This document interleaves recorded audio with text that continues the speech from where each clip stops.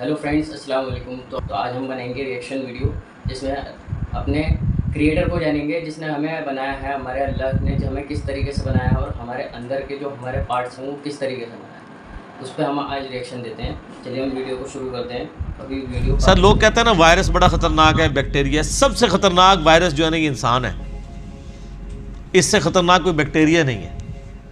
ہزاروں وائرسز اور بیکٹیریاز جو ہے نا وہ روزانہ انسان کے ہاتھوں مر جاتے ہیں، لاکھوں، جو ہمارا امیونٹی سسٹم ہے۔ ادروائز تو یہاں آئے دن جناب وبائیں پھیلی ہوں، انسان ماری جائیں۔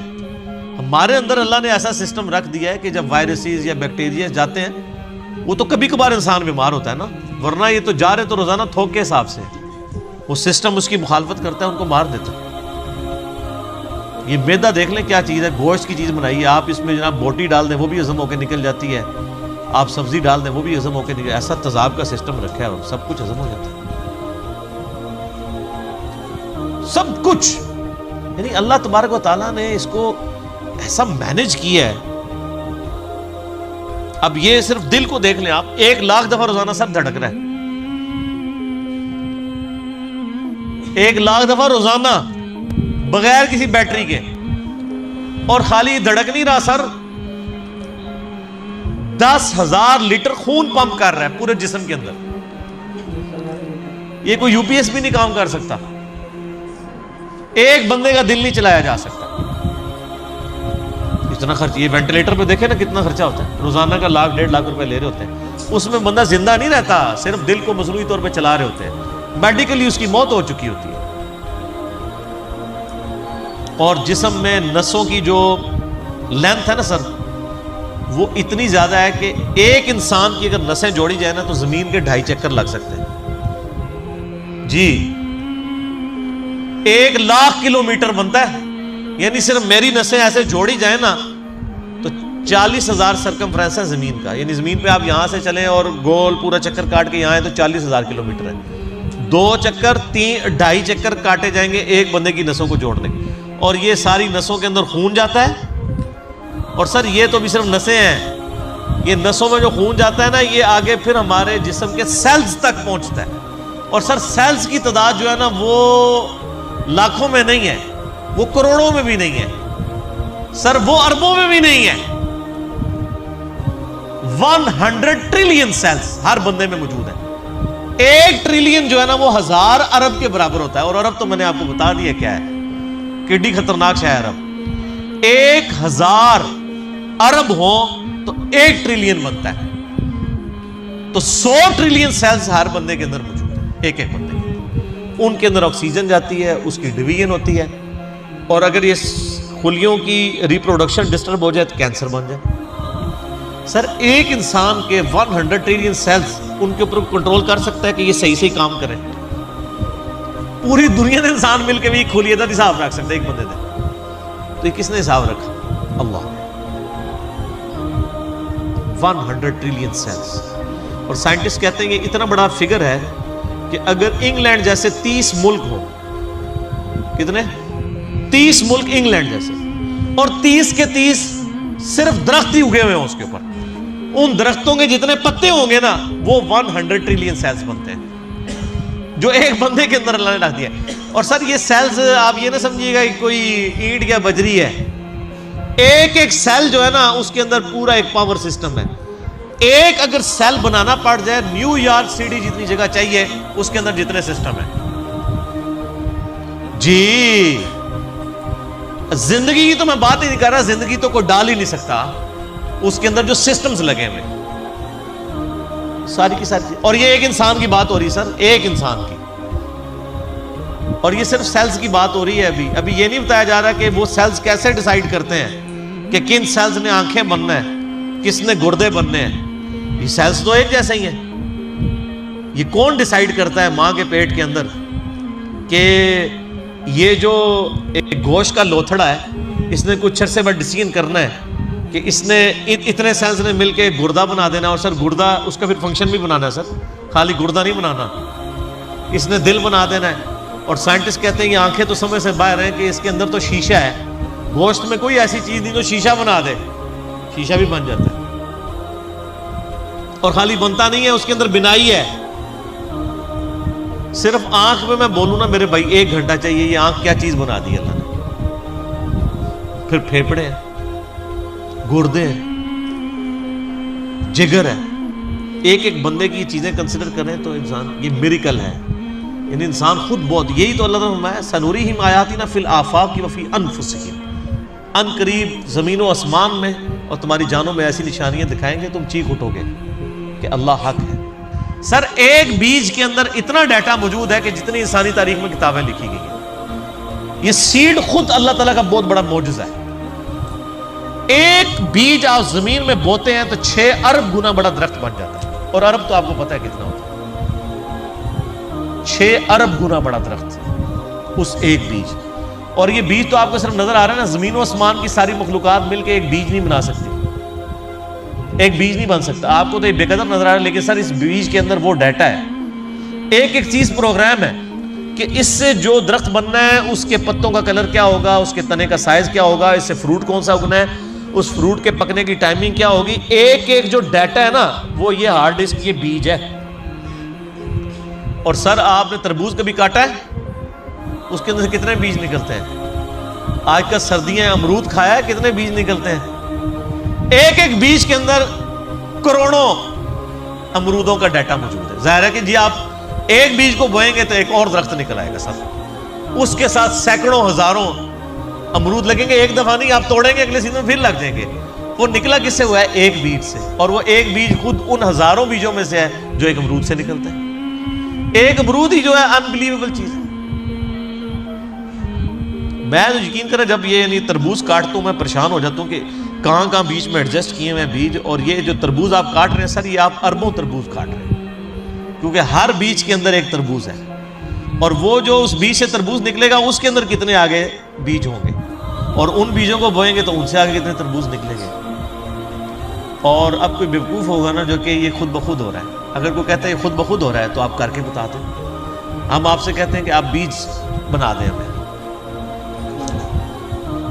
بیج بنا کے کو بتا دیں.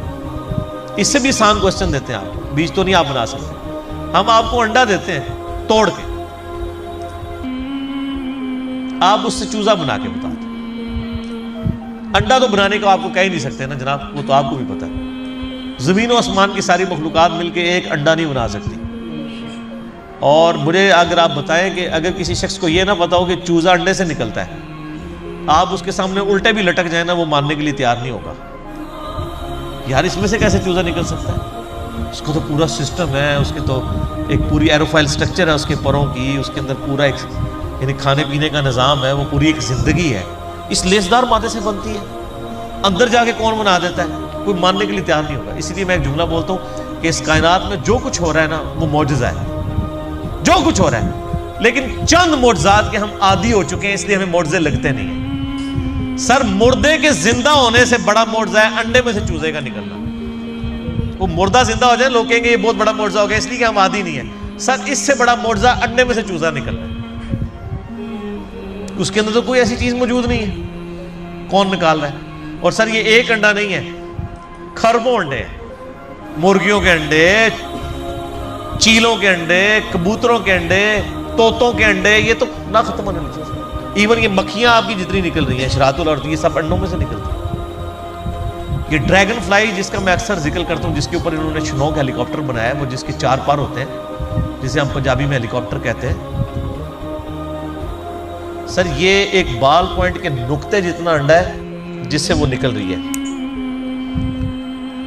اور اس کے ایک ڈھیلے کے اندر نا 25,000 آنکھیں ہوتی ہیں ایک ڈھیلے میں. اور وہ اس کی آنکھ کتنی سی تھی وہ ہوگی آپ دیکھ لیں, اور وہ پورے کوآرڈینیٹس اپنے لوکیٹ کرتی ہیں.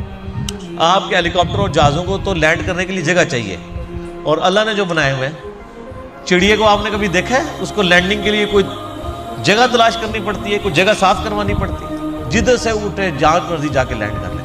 اور ہمارے جہازوں میں تو ہمیں فیول ڈالنا پڑتا ہے سر, چڑیا میں آپ کو نہیں فیول ڈالنا پڑتا, وہ خود اپنا فیول لیتی ہے. اور آج کل تو یہ سردیاں ہیں, آپ کو پتہ ہے آج کل وہ پرندے آئے ہوئے ہیں سائبیریا سے, ادھر 10,000 کلومیٹر کا سفر. کتنا سر؟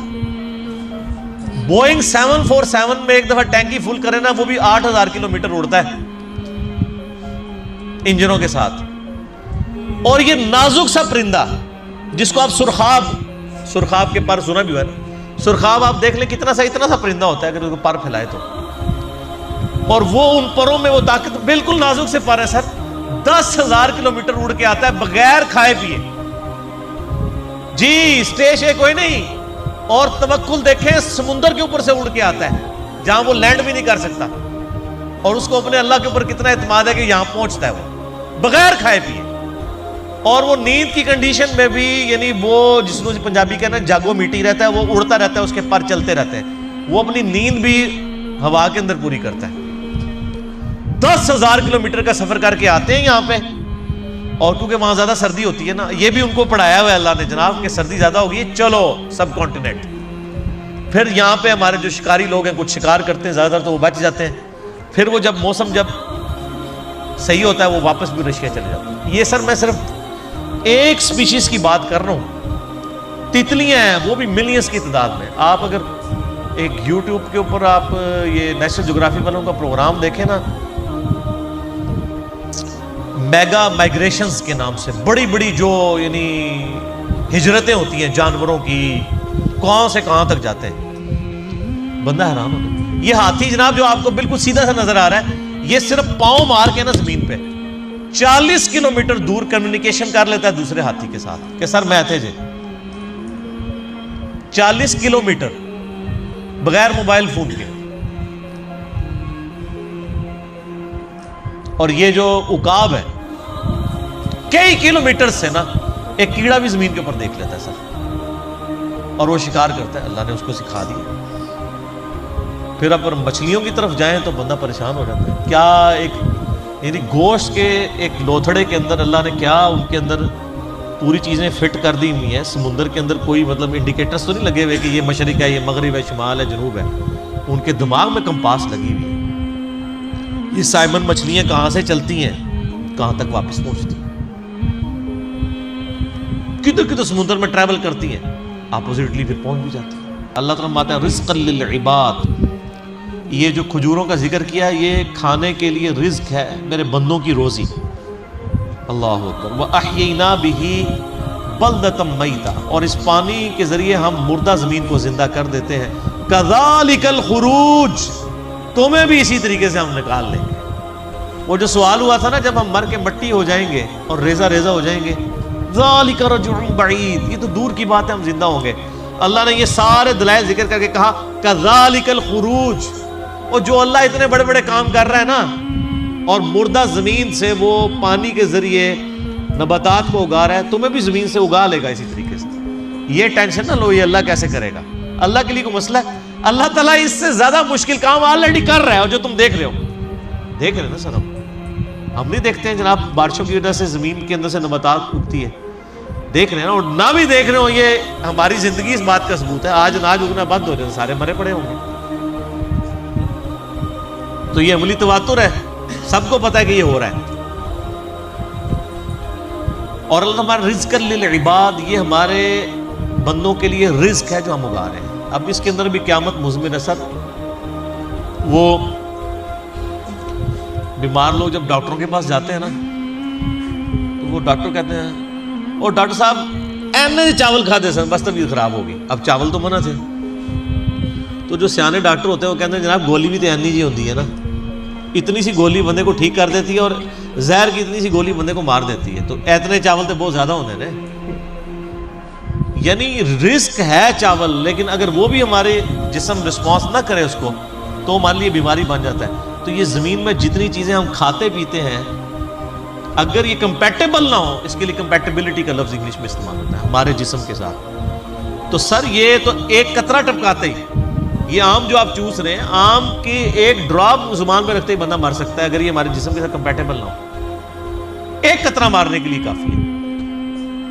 تو رزق للعباد میں قیامت مضمر ہے کہ ہم نے یہ صرف چیزیں اگائی نہیں ہیں, بندوں کے ساتھ کمپیٹیبل کر دی ہیں کہ یہ کھائیں گے ان کے جسم ہضم کریں گے. دیکھیں نا انسان گوشت بھی کھاتا ہے جناب, سبزیاں بھی کھاتا ہے, کس طریقے سے ہضم ہوتی ہیں. اگر یہ ہضم نہ ہو زبان پہ رکھتے ہی بندہ مر بھی سکتا ہے. آپ ذرا شیر کے سامنے تازہ ترکاری لا کے رکھتے ہیں جناب اگا کے, وہ جناب اس کو سونگے گا بھی نہیں. کیوں؟